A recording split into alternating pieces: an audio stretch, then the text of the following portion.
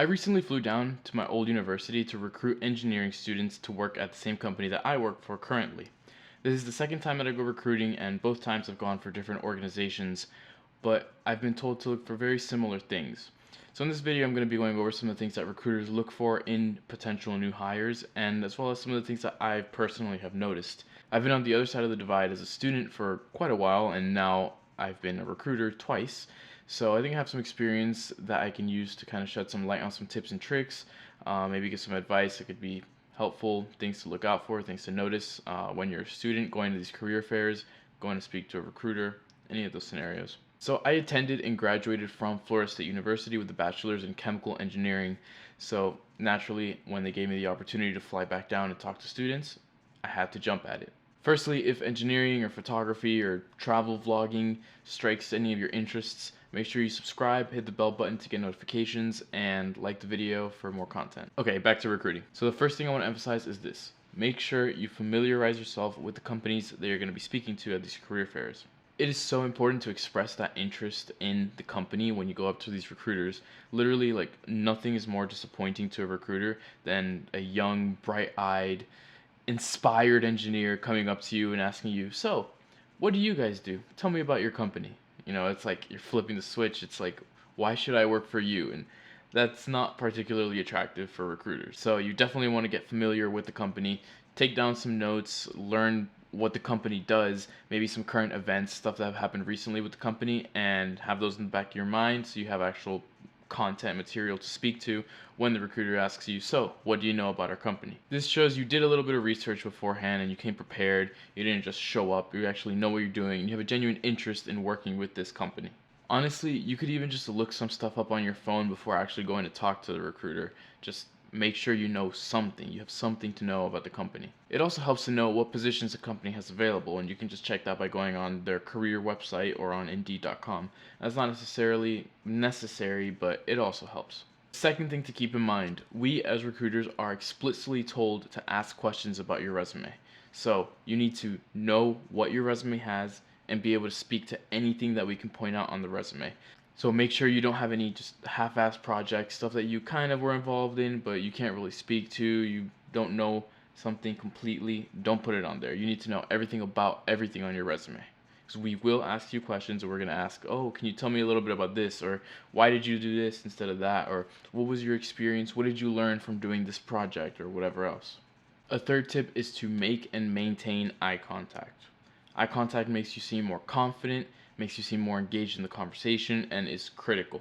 If you're looking around nervously, you're not sure what to say, or just staring down at your resume without looking at the guy in front of you, recruiters are going to notice that. So it's definitely important to make sure that you're engaged in the conversation, making and maintaining eye contact, and staying involved. It's totally normal to be a little nervous, but there's no need to be exceedingly nervous. You know, recruiters, one day, they were in your shoes however long ago. You know, I was a student still, 7, 8 months ago. And also remember that recruiters, at the end of the day, they're just people, right? So that kind of brings me on to the next point about how much influence a recruiter has on you getting hired. But first, just a friendly reminder to please, if you haven't yet, subscribe, hit the bell notification, and like the video. It's totally free and it helps me out a lot, so I'd really appreciate it. Thanks. So it might surprise you just how much or how little a recruiter can actually help you out. Recruiters, especially the engineering recruiters, not so much the HR people, we really probably can't do as much as you think. On both occasions that I did recruiting, I did not do follow-up interviews. I didn't have the option to. They told us not to, actually.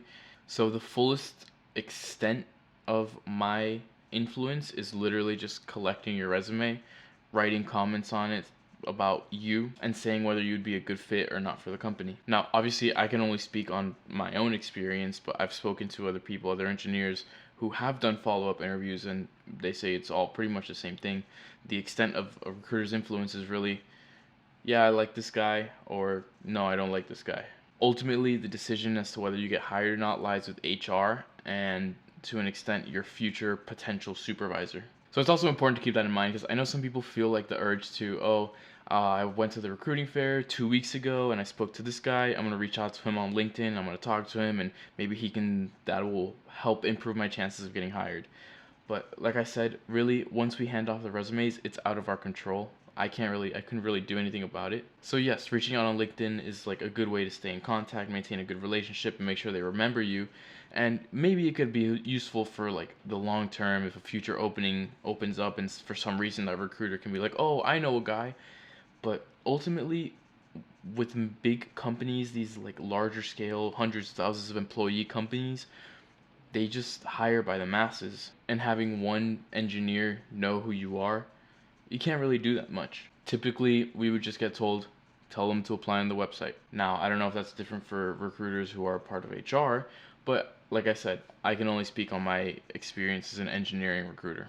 And so, one final tip to keep in mind is to make sure you stay focused. Now, I'm saying this with emphasis on when you're not speaking to anyone directly. So, something that I used to do a lot when I was at these career fairs was I would just be standing in the middle of the place, looking around, trying to figure out, oh, what other company am I going to talk to? Where else am I going to go? Maybe I'll be on my phone trying to figure out where the map is or whatever.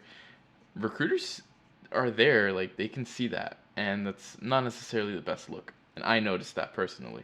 I've seen kids just like looking around aimlessly, not sure what to do, and it makes you look a little less confident, a little less competent as well, and it's overall just not that good of a look. What I would advise you do instead is step over to the side, go maybe or behind some of the recruiters or just off to the side in a hallway maybe, and then look at your map, know what you're gonna do, have a plan, and then when you're walking there, walk with a determined look, a determined stride. You know where you're going, even if you don't.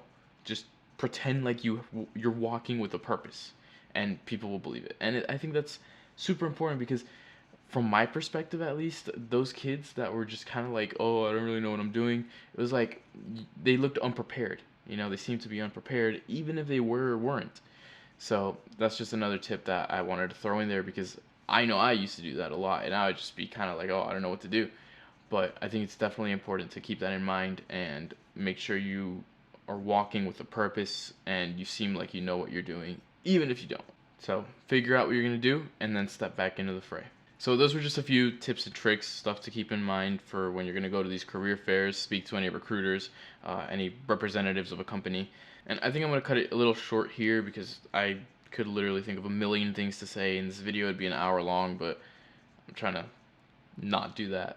But if you did find this video to be useful in any way, please, again, make sure you subscribe, hit the like button, hit the little notification bell, and if you want more videos like this, comment down below, let me know what you want to see, what other advice you want to hear. If you need any help with anything specific, let me know. And yeah, thanks for watching.